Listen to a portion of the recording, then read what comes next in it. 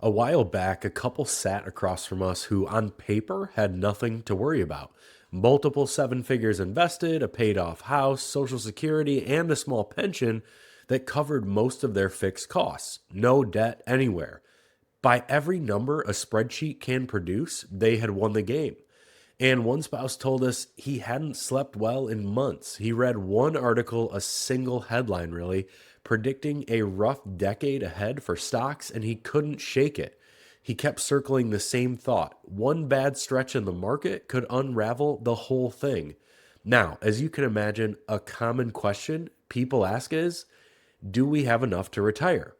But after working in this profession for almost 15 years, I can tell you that's usually not the real question. The real one, the one underneath, sounds more like, why doesn't this feel like enough?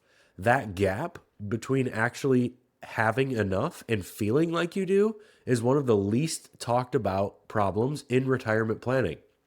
And here's what I've learned closing that gap for families for over a decade. It's almost never closed by adding another zero to the account. I'm Doug Osterhart, a certified financial planner and founder of LifePoint Planning. And everything on this channel comes back to one idea. There's no generic right answer in retirement. There's multiple viable solutions, and your situation is specific, which means that the advice that actually works has to be specific to you.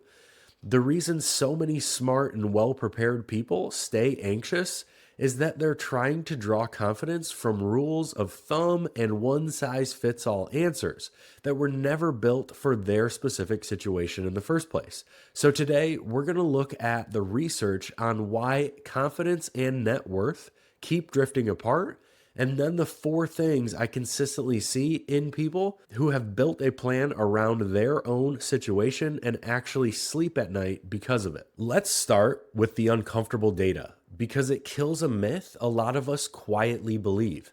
The myth is that the anxiety lifts once you cross some magic number, once the portfolio hits a million or three or five. The interesting part is that the data does not support that. The Wall Street Journal ran a piece a while back with a headline that says it all. Even wealthy retirees fear outliving their money. Not people scraping by, people with more than enough still lying awake. So if a bigger balance isn't the cure, what is? This is where it gets interesting. Fidelity's 2026 State of Retirement Planning Study split people into two camps, those with a financial plan in place and those without one. The group with a plan was more than twice as likely to feel confident about retirement, 83% versus 38%. Same economy, same markets, same Social Security rules, the plan was the difference. Charles Schwab's 2025 Modern Wealth Survey backs this up from another angle. Split the country into thirds. About a third of Americans have actually documented their goals in a formal plan. Roughly another third have thought about their goals but never written them down, and the last third have no plan of any kind. The people in that first group, the ones who did the work, are far more likely to say they're on track to get there than everyone else. It's important to note that simply writing a plan down doesn't create or sustain wealth. What it creates and sustains is clarity. And clarity, not dollars, is what turns the volume down on anxiety. But I want to be careful here because having a plan can mean wildly different things. To some folks, it means a binder full of statements and a retirement calculator they ran once when they logged into their 401k and never opened it again. That is not what we're talking about here. A generic calculator can't hand you real confidence because it was never built around your specific situation. The kind of confidence the data points to comes from a plan built around you, and in our experience, that plan always has four things working together. Only the first is what most people picture when they hear the word plan. Here they are, and none of them are about your account balance. Number one, a real plan actually written down. Here's a golf analogy because, of course, it's a golf analogy. Think about the difference between playing your home course, a course that you've walked 100 times, versus a course that you've never played before. On your home course, you already know the dog leg on 7, where the water sits, which side of the green to miss on. You're not calm because the course is easy. You're calm because there are no surprises. You've already thought it through. A written retirement plan does the same thing for your brain. There's a concept in cognitive psychology called cognitive offloading.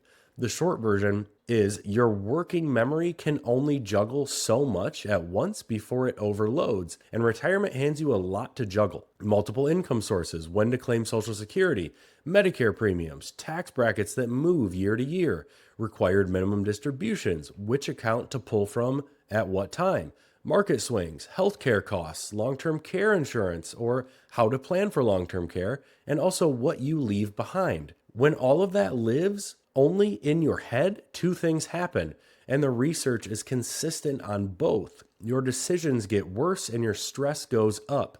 Every headline, every offhand comment from a buddy about an article they read, every market dip sends you into fight or flight because there's nothing to anchor to.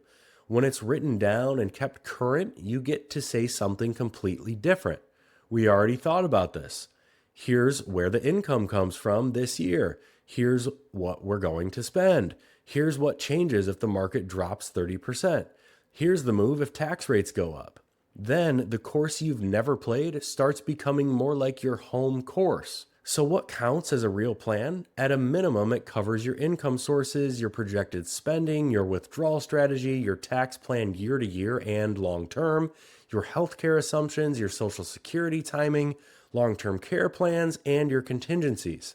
Not just, here's the goal, but here's how the pieces move together, and here's what we do when something changes. If what you have right now is a 401k statement, a Social Security estimate, and a few notes in a spreadsheet, I gently say you don't have a plan yet. You have ingredients, and I know the people watching this channel are sharp and well-read, so the reason it isn't written down usually isn't laziness. It's that writing it down forces you to potentially confront things you've been able to keep comfortably vague. That confrontation is the entire point. The vagueness is what's keeping you up. Number 2, knowing your actual numbers. Once the plan is out of your head and on paper or in your favorite software, the next piece is where the real clarity shows up.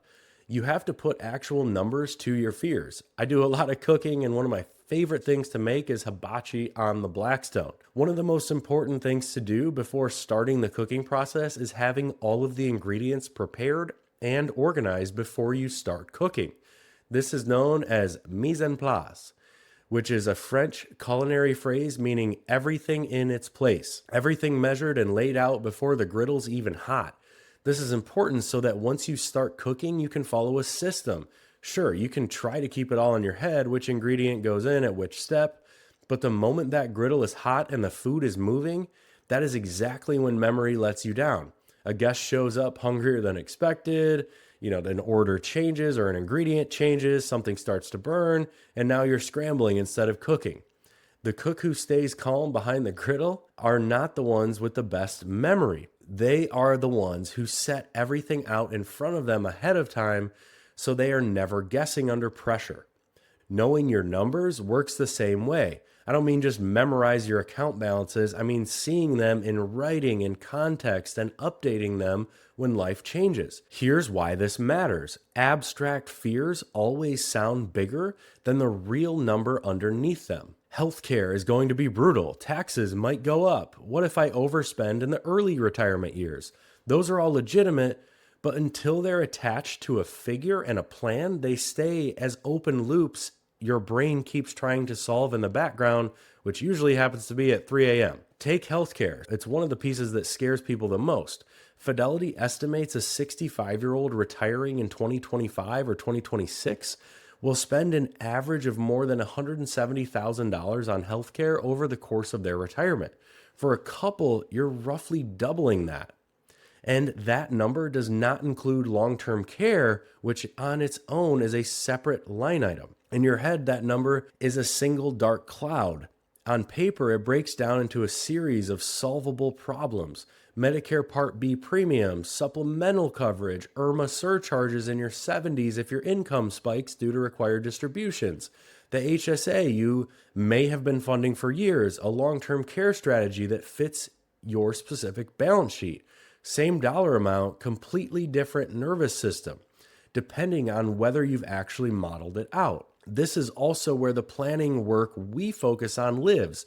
Your Social Security claiming decision, your withdrawal sequencing, your asset location, your Roth conversion windows before RMDs and Medicare IRMA surcharges potentially kick in. None of those are one-off choices. They interact. A real plan shows you how they move together, which is why I'm so skeptical of the one-page outline calculators that spit out a green light or a red light. A binary answer with no math behind it can hand you false confidence or, just as dangerous, false panic. Once you can actually see the interaction, you stop catastrophizing. You also stop being unrealistically optimistic, which could potentially be even a more expensive mistake. Number 3, knowing what you're retiring to. Now, the numbers can tell you whether the plan works and whether your solutions are viable. They can tell you how much you can spend, where the income comes from, and how to manage taxes. There's one thing they cannot tell you, and it's the thing that wrecks otherwise well-planned retirements. The numbers can't tell you what your life is going to feel like when work isn't at the center of it anymore. I've sat with people who hit their number, walked away from a career, and within a year felt completely unmoored. Sharp, accomplished people. The money was never the problem. The money was fine. The problem was that they'd planned the finances down to a decimal and never answered what an ordinary Tuesday in February was supposed to look like. And here's the thing. The way people retire is changing fast. Fidelity's 2026 study found that 6 in 10 Americans now plan to transition into retirement rather than slam the door on a Friday and sleep in on a Monday. Reduced hours, fewer responsibilities, consulting, a side project, even an encore career. The cliff edge version is becoming the exception, which means the retire to what question isn't optional anymore. You have to actively design the next chapter. So here's the exercise I give people, and I mean this literally. Write it down. Describe a great Tuesday or Monday in February. Not a vacation, not a holiday, a regular, gray, nothing special Monday or Tuesday.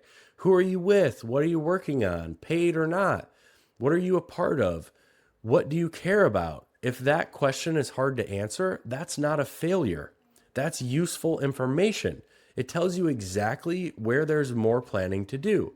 The retirees who feel secure aren't the ones with the biggest balance. They're the ones who can answer the question about a Monday in February or a Tuesday in February without hesitation. Number 4, a second set of eyes. The fourth one, I'm always a little self-conscious about because I own a financial planning firm, so it can obviously sound self-serving, but I'd be leaving out something important if I skipped it.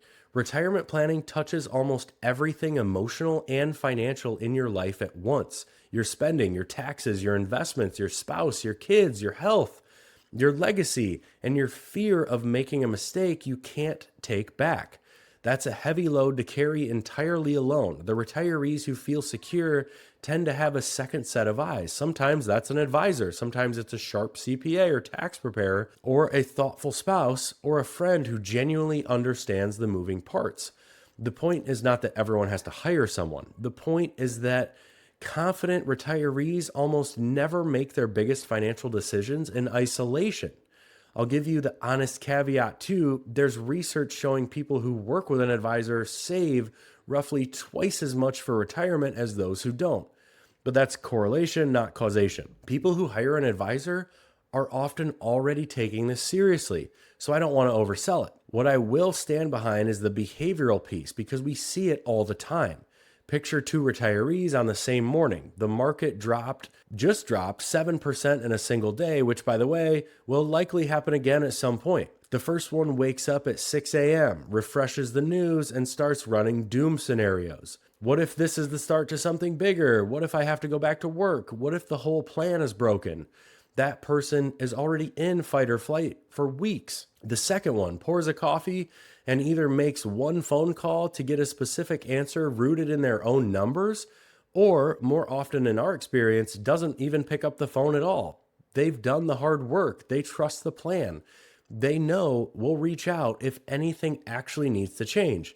The first person loses weeks. The second one resolves it in 20 minutes, sometimes 20 seconds. There's one more piece here that surprised even me. In that same Fidelity study, the thing people valued most about working with a financial professional wasn't investment picks or a tax strategy. It was having a thinking partner for the hard family conversations: how to handle an aging parent who needs care, what to tell the adult kids about what they should and shouldn't expect to inherit, what happens when one spouse passes away. Families dodge those conversations for years and then get forced into them at the worst possible moments. Someone who's been in the room from the start can be worth more than anything we ever do with the portfolio. Let me bring it back to the couple from the start, the ones losing sleep over a single headline. By every number, they were fine. What they couldn't yet do was see their own situation clearly. Once we built out an integrated plan on where the income comes from, what they can spend, what we do if the market falls, how we manage taxes for the next 20 plus years, the picture finally came together and they had increased clarity. Those scary articles stopped landing the way they used to. The anxiety had been living entirely in the gap between what they had and what they could see. Confidence in retirement doesn't come from the size of your portfolio, it comes from the clarity of your plan. A plan doesn't eliminate risk, nothing does, but it takes that big undefined cloud hanging over your future and breaks it into specific, measurable, plannable pieces. A written plan, knowing your numbers, knowing what you're retiring to, and a second set of eyes. 4 things, all of them built around your situation and not someone else's rule of thumb. Get those right and the headlines lose their grip. If you want help building the kind of plan we talked about today, one that's actually built around your situation, there's a link in the description to start a conversation with our team. And if this was useful, please consider subscribing and following along as we help clients navigate retirement. Thanks so much, and we'll see you next time.